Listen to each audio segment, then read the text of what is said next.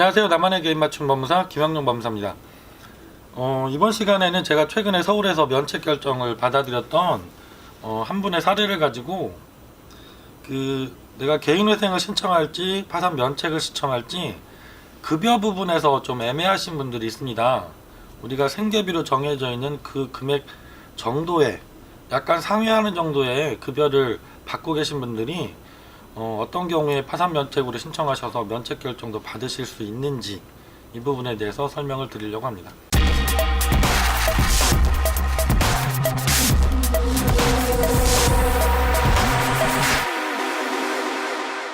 저도 이제 지난 이제 14년이 됐습니다. 만 13년이 지났고 올해 14년째 이제 개인회생 파산 업무를 주 업무로 해서 진행을 하고 있는데, 상담 전화를 받고 이렇게 진행을 하다 보면 고민이 많이 되는 분들이 있습니다. 그게 개인회생을 신청할 수 있는지 파산 면책으로 가셔야 돼 이분한테 유리한지, 이걸 항상 고민을 하는 그런 중간 지점에 계신 분들이 있거든요. 그 가장 큰 부분을 차지하는 분들이 급여 내 소득이 애매한 경우들이 있습니다. 저희가 개인회생과 파산을 구별할 때 첫 번째는 파산 같은 경우는 내가 재산이 있다고 하면 그 재산을 다 법원에 내어놓고 그게 청산이 되어야만 면책을 받을 수 있다는 면이 있고, 개인회생 거기에 비해서 재산이 있더라도 그 재산을 유지는 할 수 있다라는 그런 차이점도 있지만, 신청을 할 때 고려할 가장 큰 부분은 내 소득 부분인 것 같습니다. 법원에서 이제 그 최저 생계비를 정해놓고 계시죠. 1인 가족이면 100만원, 2인 가족이면 170만원, 3인 가족이면 220만원. 이게 기준점으로 해서 소득의 기준을 정해놓고 계십니다.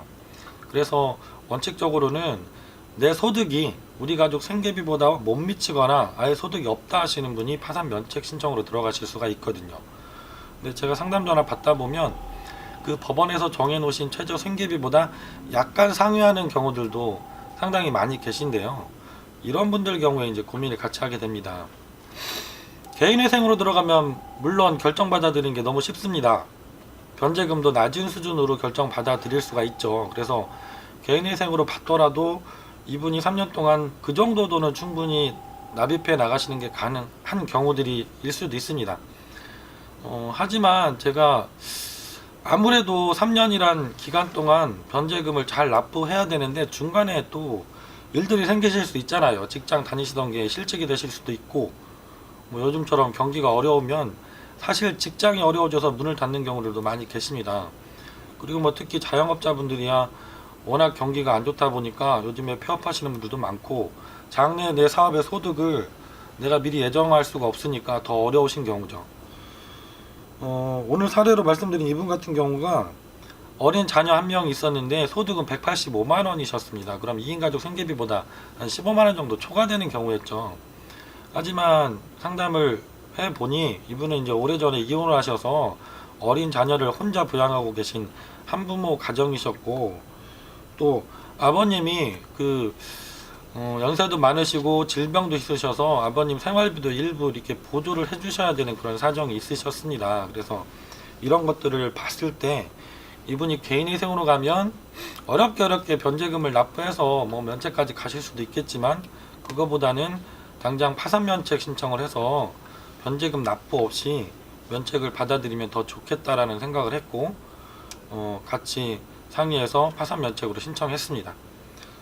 근데 이제 한부모 가정에 계신 분들이 파산 면책 신청을 하면 통상적으로 결정이 좀 빠르게 잘 나고 계시거든요. 이분도 관제인 조사 절차에서 문제가 전혀 없이 4개월 정도 만에 아주 짧은 시간 안에 면책 결정까지 받아들였던 사례입니다.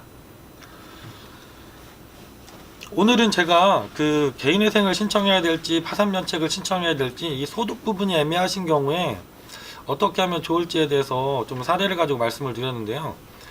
이 부분도 본인의 구체적인 사정들을 제가 들어보고 제 오랜 경험을 가지고 판단을 해드려야 되는 부분인 것 같습니다.